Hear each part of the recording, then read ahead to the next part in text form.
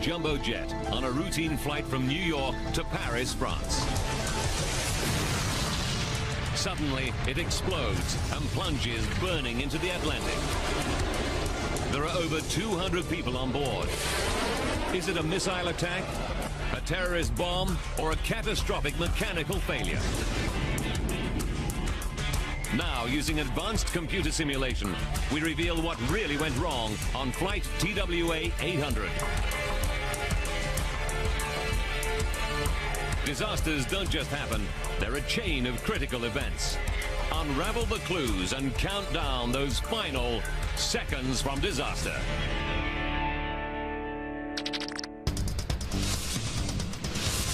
America, New York City.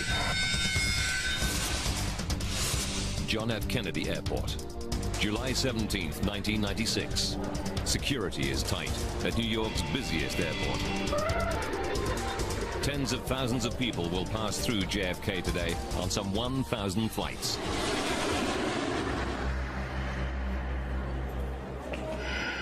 They are all potential targets for terrorist attack. In nearby Manhattan, terrorist Ramzi Youssef is in the U.S. federal court. He's on trial for trying to blow up the World Trade Center with a 600-kilogram truck bomb. But he's also accused of masterminding a plot to kill hundreds of innocent people with bombs planted on 12 U.S. airplanes. The FBI knows that many members of Youssef's terrorist cell remain at large and could still target planes for attack. We were at a very high state of alert in the United States. We'd had numerous threats, hundreds of threats. Heading to JFK today are two young college students from Macon, Georgia. Becky Olson is 20 years old. She's been best friends with 19-year-old Michelle Becker since high school. Do you think we're going to fit all this stuff in here? They're excited. Today they'll fly to Paris for a friend's wedding, followed by a backpacking holiday around Europe. The girls' parents have given the trip their blessing. They were very excited to be going. They just knew it was going to be a wonderful new adventure. They thought that this was just going to be the best thing since chocolate cake. This will be an extra special trip. Michelle's dad, Walter Becker, has saved enough air miles to upgrade the girls to first class. Back then, first class was first class, and I felt that they would really enjoy that, both going and returning back home.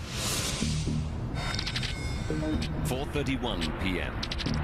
The Boeing 747 that will become TWA Flight 800 to Paris arrives at JFK. It's 25 years old and has more than 16,000 flights under its belt.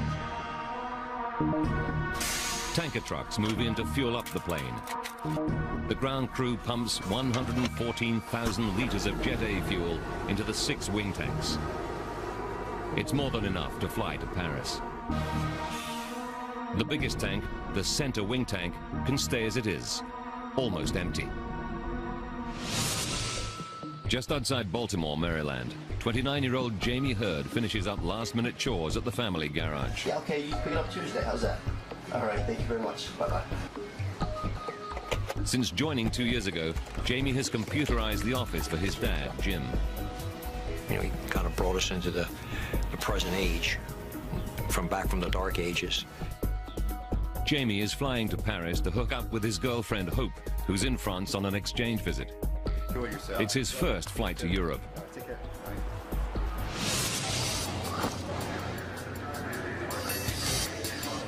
Inside JFK's Terminal 5, Michelle Becker calls home to ask her mother for advice. Hi, Mom. TWA is offering cash incentives for passengers to take a later flight. Do you think we should take the bump flight? Because I think we can get some money. What do you think? It's a tough dilemma. The girls don't want to risk losing their free upgrade, but as students, they could use the money. 6 p.m. 212 passengers board Flight 800 in good time for a 7 p.m. takeoff. Among them is Jamie Hurd. He's only 8 hours away from seeing his girlfriend, Hope. In charge of the crew this evening is Captain Stephen Snyder. With 4,700 hours of flying time on 747s, he's one of TWA's most experienced pilots.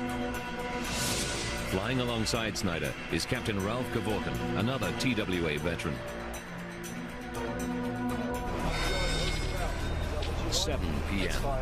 Captain Snyder and the flight crew are ready to go. But there's a problem. One of the passengers is not on board, but her bags are already in the hold.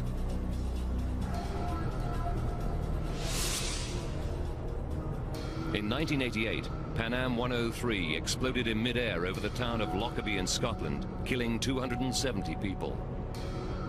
Terrorists checked a bag containing a bomb into the hold, but didn't board the plane. Since then, planes cannot take off with a bag in the hold if the passenger who checked it is not on board.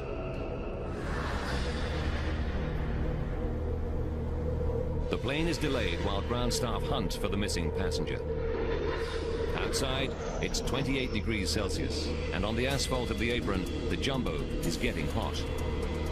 As the minutes tick by, air conditioning units under the fuselage keep the passengers cool. 50 minutes go by, and there is still no sign of the mystery passenger.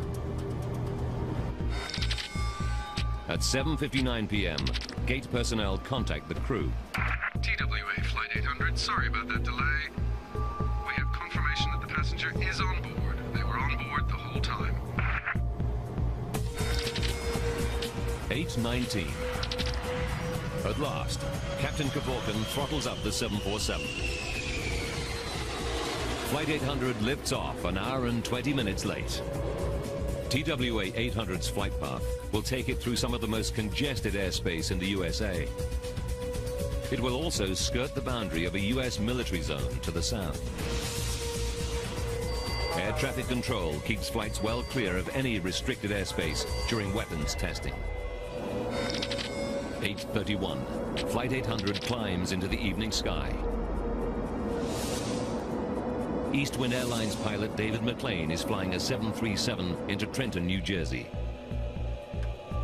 He sees the jumbo jet ahead of him. It was a nice night, good visibility. There's a lot of traffic going out there, so you always got to keep your eyes out.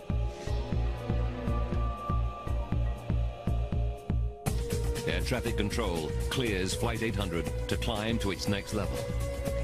TWA 800, heavy turn left heading 050, vector climbing around traffic. Climb to 15,000.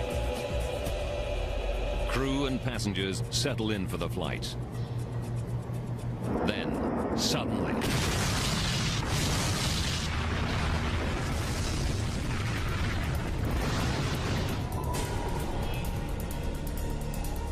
And I thought, gee, they must have 200 to 300 people on board. I thought it was a bomb.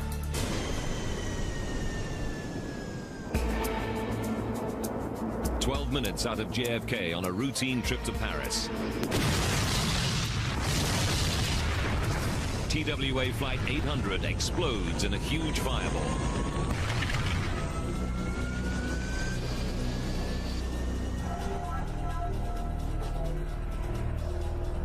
At air traffic control, Flight 800 suddenly disappears off radar screens.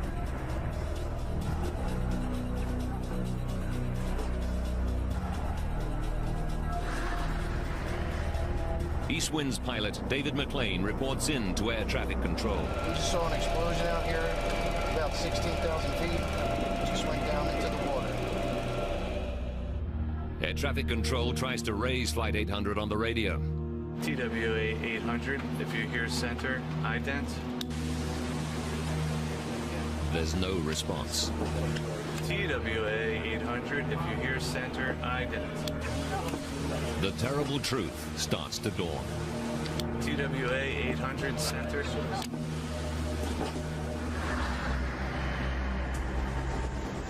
Thousands of meters below, a helicopter from the Air National Guard flying on a training mission is caught beneath the blast.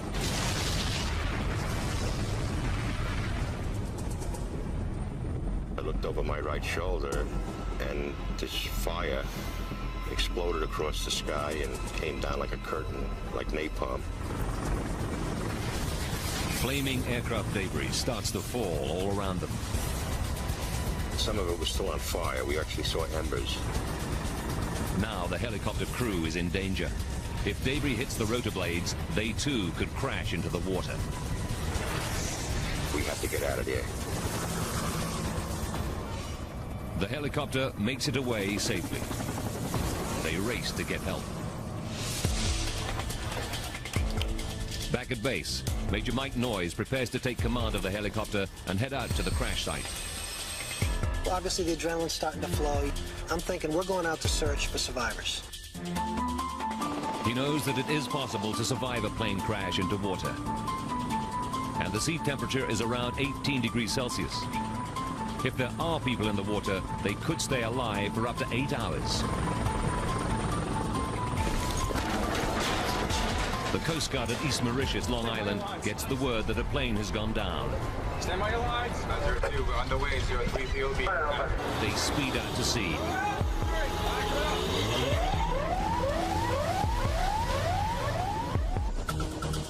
First on the scene is the Air National Guard rescue helicopter. The sea below them is on fire. Picture a campfire that's a quarter or a half mile long, but the flames are, oh, I don't know, they're at least 10 feet high. Meanwhile, reports of the disaster start to break on the news channels. This is the latest we have on the flight that crashed tonight of TWA Flight 800 into the waters off Long Island, New York. This was on its way. Among those watching are Aurelie and Walter Becker. They realize it's the flight of their daughter, Michelle. The first pictures you saw were shot from the helicopter with the debris field and the flames coming out of the water. And I said, oh my God.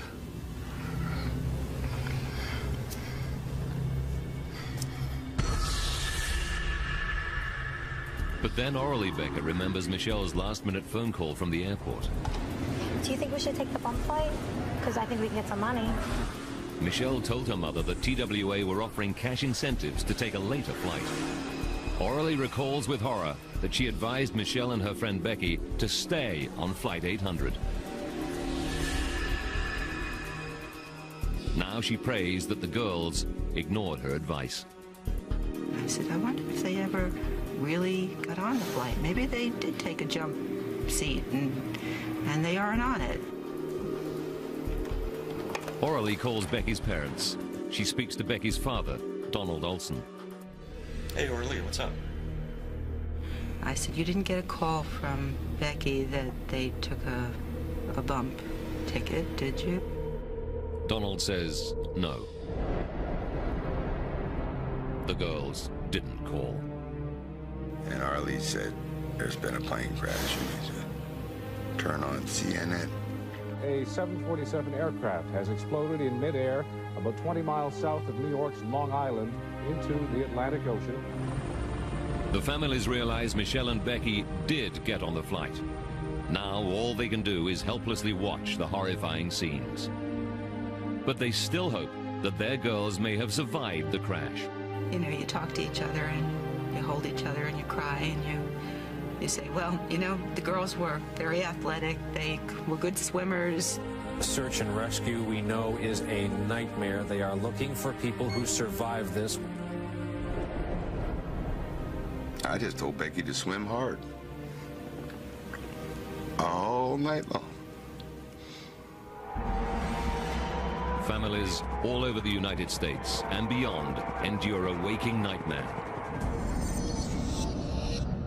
Their only hope that somewhere in the darkened water, their loved ones cling on to life long enough to be rescued.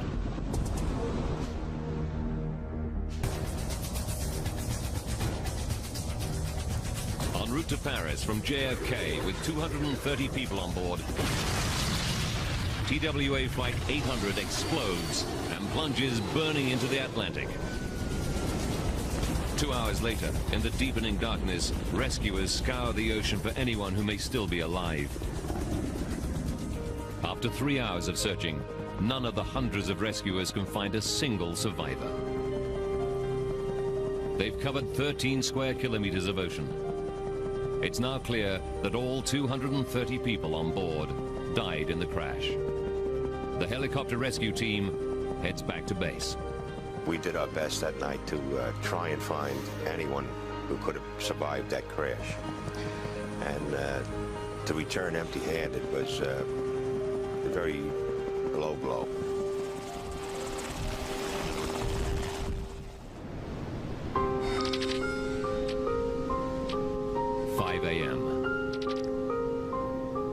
The sun rises on an ocean littered with the remains of Flight 800. Boat crews bring pieces of wreckage to the Coast Guard station at East Mauritius. Rescuers have recovered 73 bodies, but no survivors. Jamie Hurd's father, Jim, realizes that any hope his 29-year-old son made it through alive is gone. It's not a good time in your life. You know, you're just really thinking about one thing. And to me, the one thing was that I was going to go get Jamie and bring him home.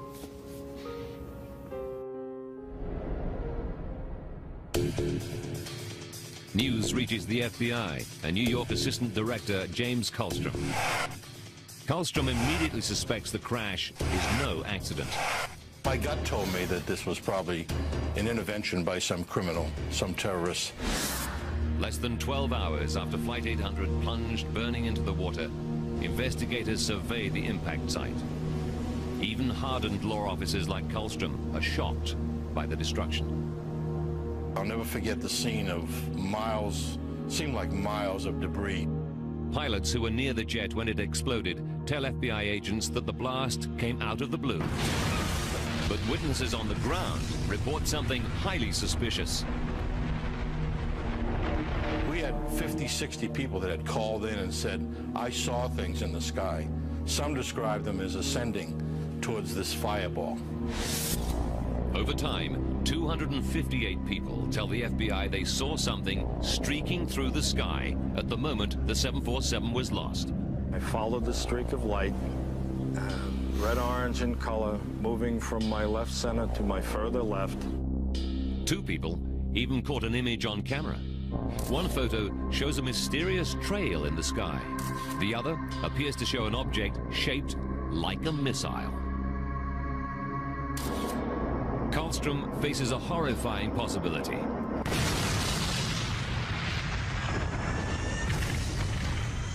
Was Flight 800 shot down by a terrorist missile? Such an attack just a few kilometers off the U.S. mainland would represent a new escalation of the terror threat facing America and the West. The U.S. supplied shoulder-held ground-to-air missile launches to Islamic freedom fighters in Afghanistan. Kallstrom knows that many of these weapons are now in the hands of terrorists determined to strike at America. But the launches only have a range of 8 kilometers. Since Flight 800 came down 13 kilometers from land, a missile of this type could only have been fired from the ocean. So the crime scene became really thousands of square miles of ocean and thousands of square miles of Long Island and New York City Harbor, and it was a massive undertaking. Now, by rewinding the events and going deep into the investigation, we can reveal what really happened to Flight 800.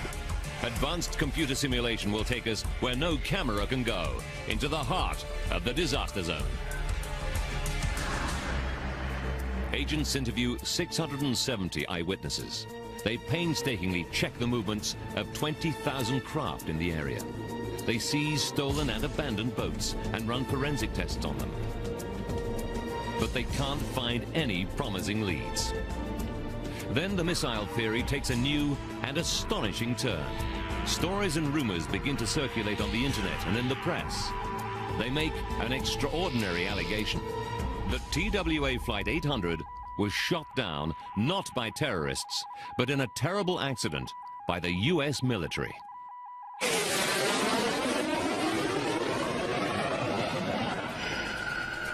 Kallstrom learns that there were 8 military ships, 8 submarines, and 5 military planes within 550 kilometers of the crash site. A P-3 plane and a sub were in the middle of training exercises. He orders dozens of FBI agents to scrutinize all their logs. After weeks of checking, they verify that no missiles were unaccounted for. No missiles were fired that night. The FBI also check out the two suspicious photographs. They find that in one, the photographer was facing in completely the opposite direction to Flight 800. Technicians conclude that the object captured is actually an airplane.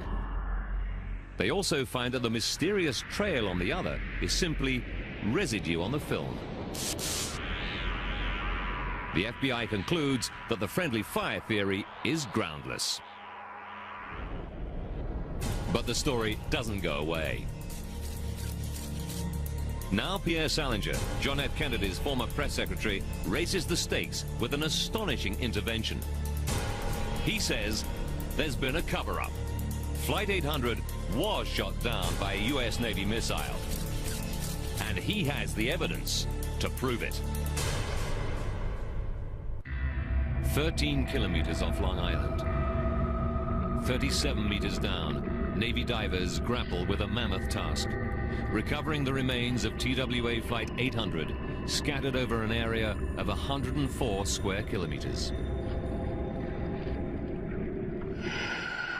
Meanwhile, the FBI follow up a new and disturbing allegation. John Kennedy's former press secretary, Pierre Salinger, claims to have evidence that the U.S., by mistake,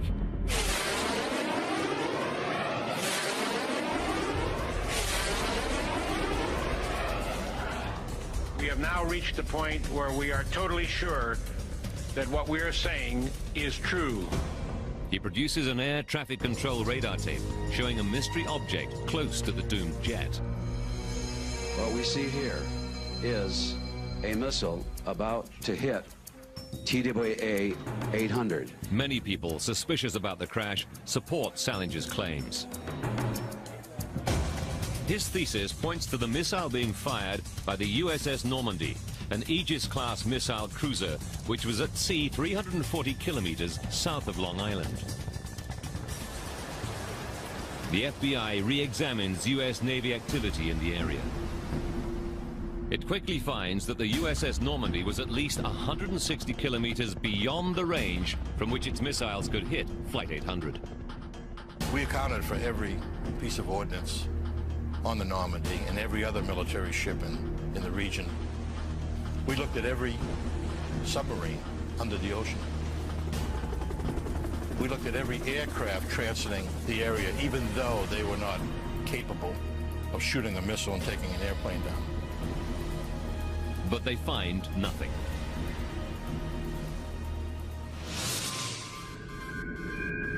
Scientists analyze the radar tape. They discover the traces are just interference. It's a well-known phenomenon called radar ghosting. They are simply duplicate images of Jet Express Flight 18 flying nearby.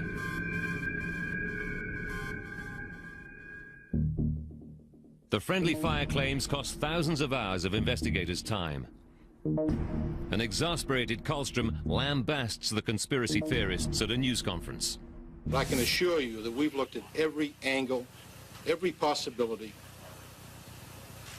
and the military of this country has had nothing to do with this horrendous tragedy.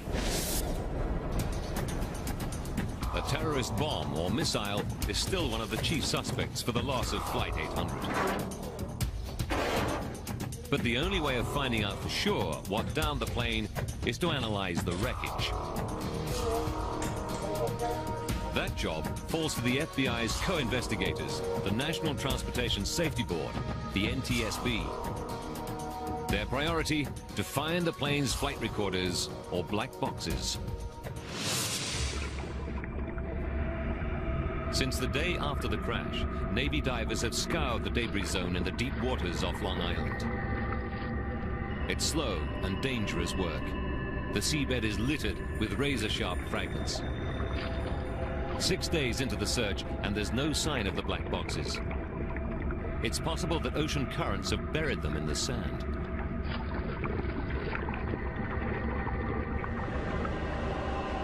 Then, on day 7, a diver spots something. A flash of orange. The cockpit voice recorder. That's it. You see the beacon right on it? You want to take a picture of it? Right. It's the cockpit voice recorder.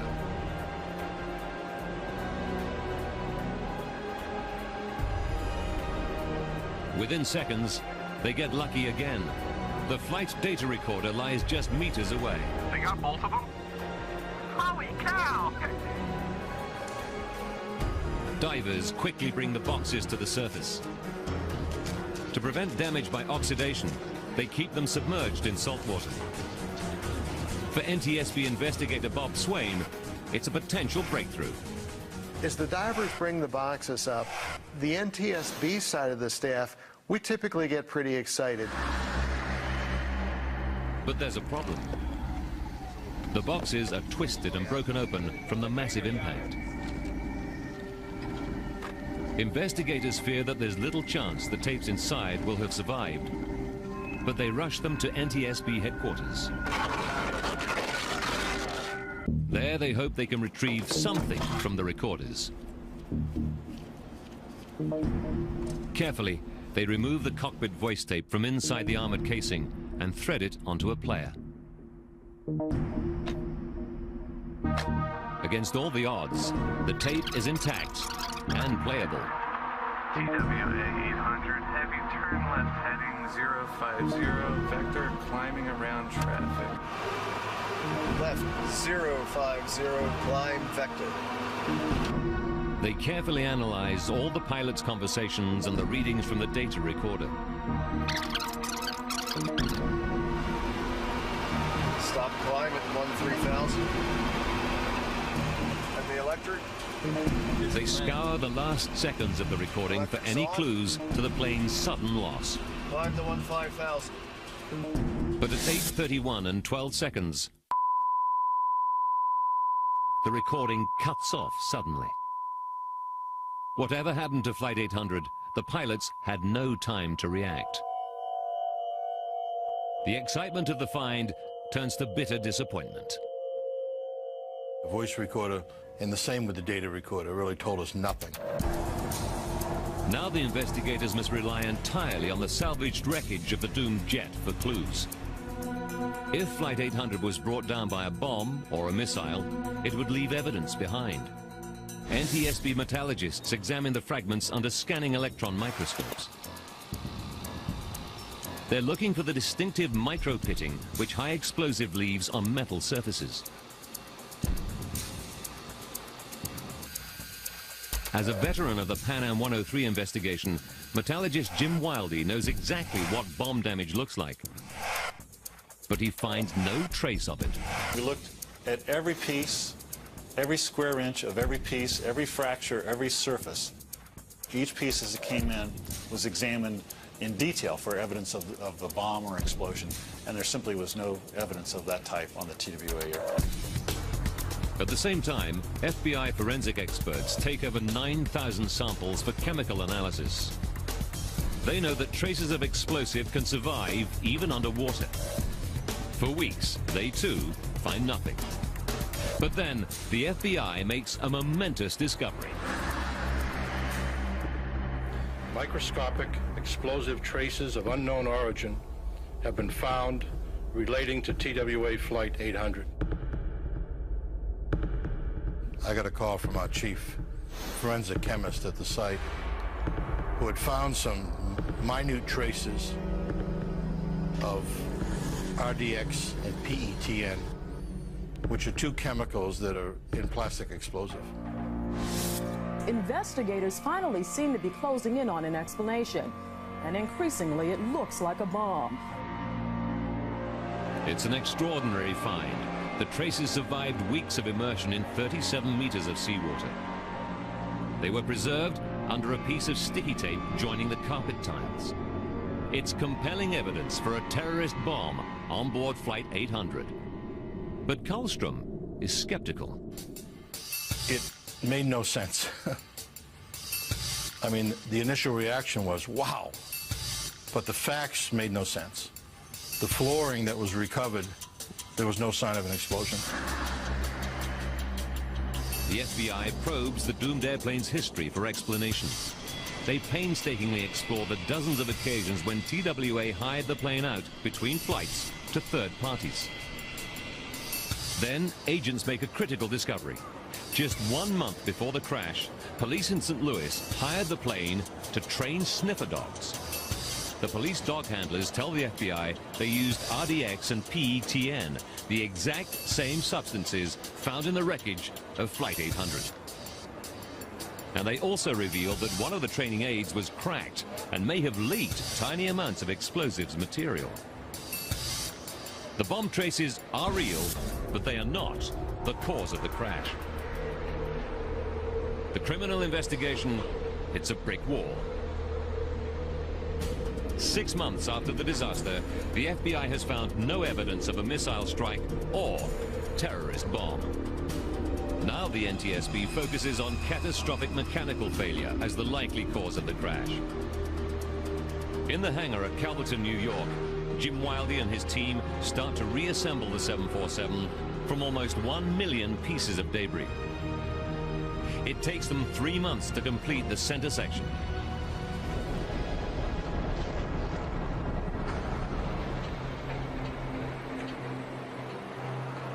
The fuselage is riddled with fractures.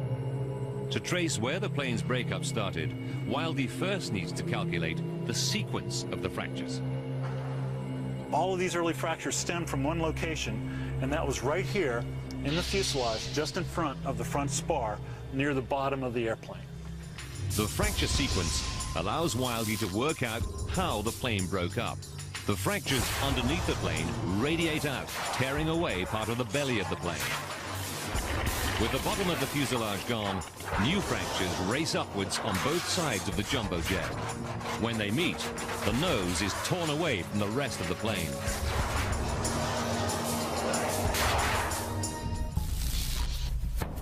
Now Wildey must find what triggered the initial fracturing. He looks behind the spot where the fractures begin. It's the site of the 747's biggest fuel tank, the massive center wing tank. It's as big as a 2-car garage. Panels of aluminium, called spanwise beams, divide the space into sections. Wildey hunts for clues. Inside the tank, he discovers something disturbing. A series of dents in the front of the tank, known as the front spar.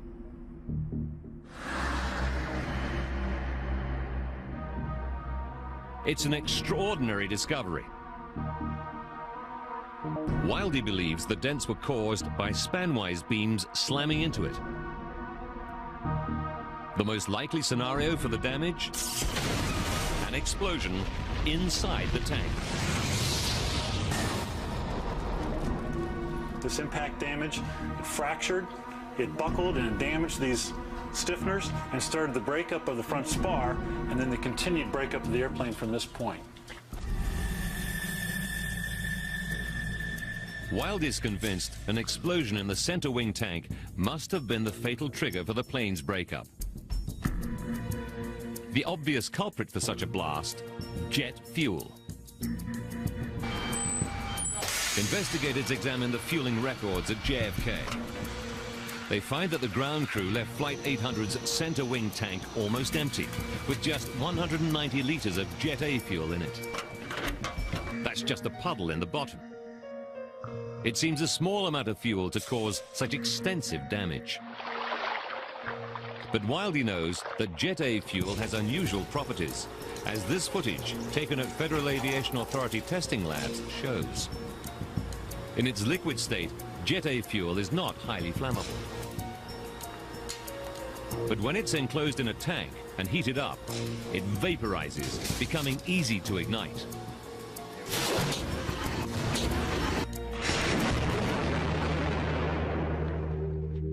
Now investigators must discover whether the fuel in Flight 800's center wing tank could have been heated to flashpoint. They know that right underneath the center wing tank lie the plane's air conditioning packs. They produce cool, breathable cabin air using hot air taken from the jet engines.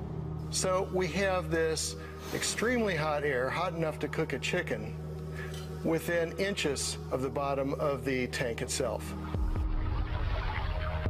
Investigators calculate that the flash point of the fuel in the center wing tank would be remarkably low, just 35.8 degrees Celsius. Could the air conditioners have heated the fuel enough to reach this critical temperature? To find out, NTSB and FAA scientists mount an audacious experiment to restage Flight 800. They fill the center wing tank of a 747 with 189 liters of Jet A fuel and fit it with 90 temperature sensors. The plane sits on the tarmac with the air conditioning on for 2 hours and 45 minutes. Then the 747 takes off. It follows the same ascent profile as Flight 800. It's a calculated risk, but no greater than thousands of planes undergo every day. 12 minutes later, it reaches 4,200 meters, the point at which TWA 800 exploded.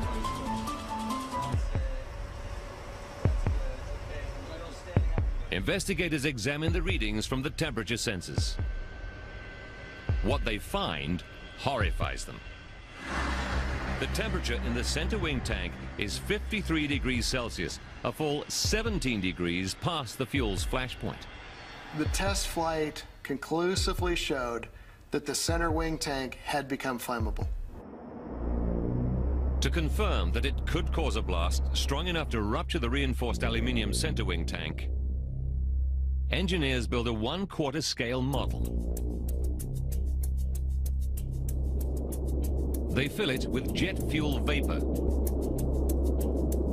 Then they ignite it.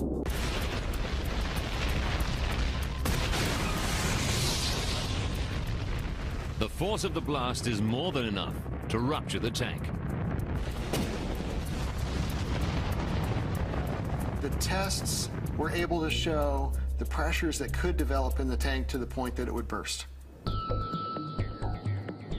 But investigators are mystified about what might have ignited the fuel vapor. They know there were 7 in-flight fuel tank explosions in the previous 33 years. All were triggered by dramatic events such as lightning strikes, sabotage, or even an engine falling off. Bob Swaim investigates these and dozens more potential ignition sources. He concludes that the ignition source must be something electrical inside the fuel tank. As we ruled out numerous potential ignition sources, what we came back to again and again was the wiring and the fuel quantity indication system. Wires run from the cockpit to fuel probes inside the center wing tank. The wiring crosses near the top of the fuel tank, routed to the terminal block, as you see here. Swaim studies the terminal block. He discovers that it has dangerously sharp edges. And it was sharp and hard enough that it could cut through the insulation of the wiring. Swaim suspects there may well have been an exposed wire in the fuel tank. That could create a dangerous spark.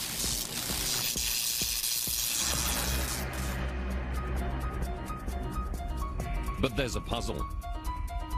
The wires inside the fuel tank are designed to carry a very low voltage, too low to cause a spark. Swaim follows the fuel probe wires outside the fuel tank. Here they join high voltage wires for the cabin lights and other aircraft systems which run in bundles through the belly of the 25-year-old plane.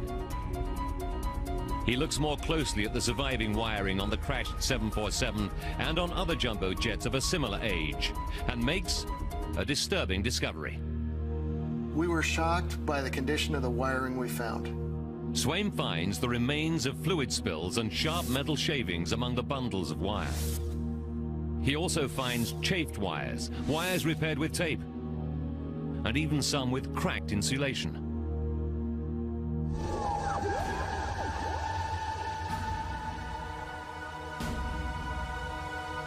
He concludes that the poor state of wiring on older 747s could allow high voltage electricity to jump into the fuel tank wires. It could then pass into the fuel tank, causing a short circuit. The resulting spark would ignite the fuel vapor.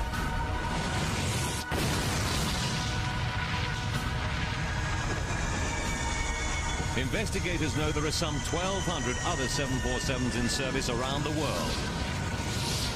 Any one of them could be flying with a fatal flaw, putting thousands of passengers in serious danger.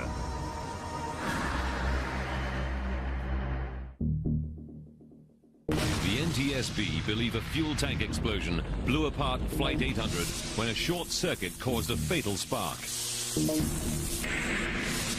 But they have no proof. Short circuits often leave no physical trace in wiring.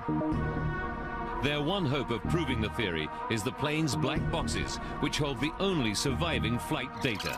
800, heavy turn left heading 050, sector climbing around traffic. The 13-minute cockpit voice recording seems unremarkable. Climb the 15,000. But as they replay the tape, investigators hear something intriguing. Just before the recording cuts off, there are two minuscule pauses.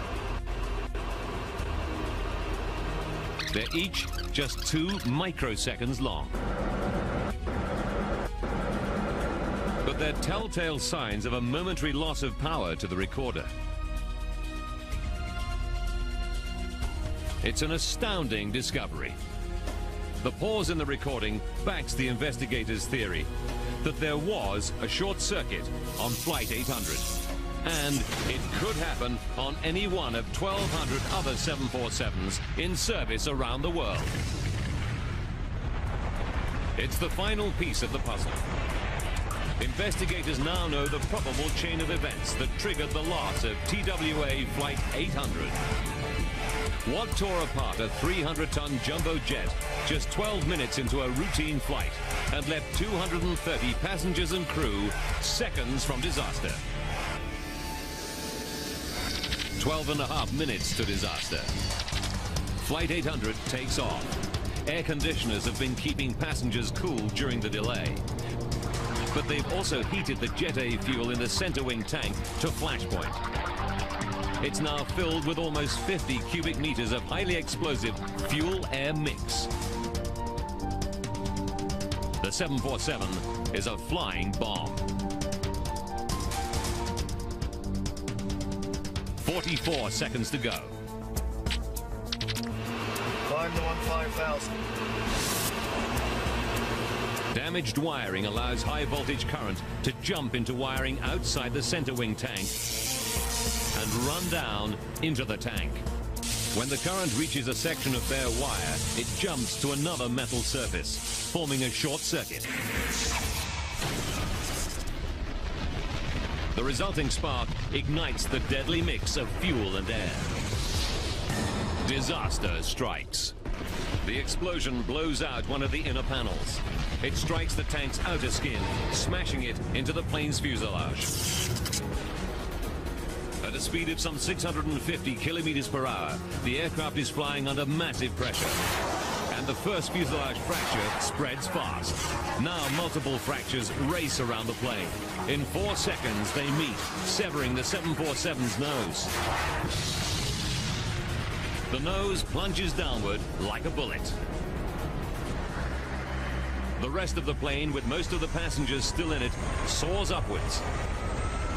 Investigators believe that this is the trail of light eyewitnesses see streaking up into the sky. At 4,600 meters, the main section stalls. A tiny spark has brought down the enormous jumbo jet, killing 230 people.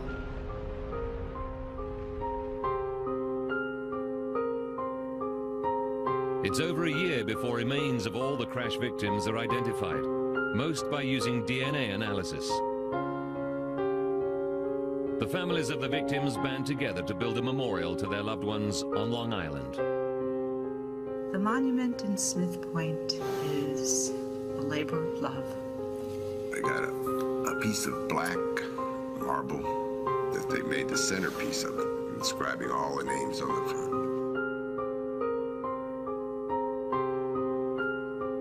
It's a place for Jim Hurd to remember his son, Jamie.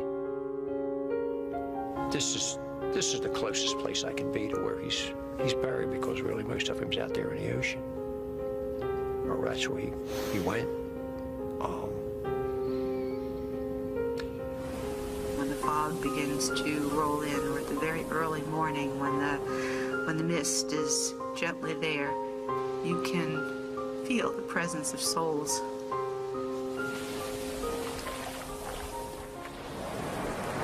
The disaster is a wake-up call to the aviation industry. The Federal Aviation Administration issues more than 70 airworthiness directives to eliminate any possible source of accidental ignition and improve insulation of wiring to fuel tanks. They affect 7,500 aircraft in the U.S. transport fleet. Boeing implements the FAA orders and also introduces fuel tank inerting, a system that tops up fuel tanks with nitrogen, preventing jet fuel from catching fire. The first commercial jumbo jet, fitted with an inerting system, rolled out in the summer of 2005.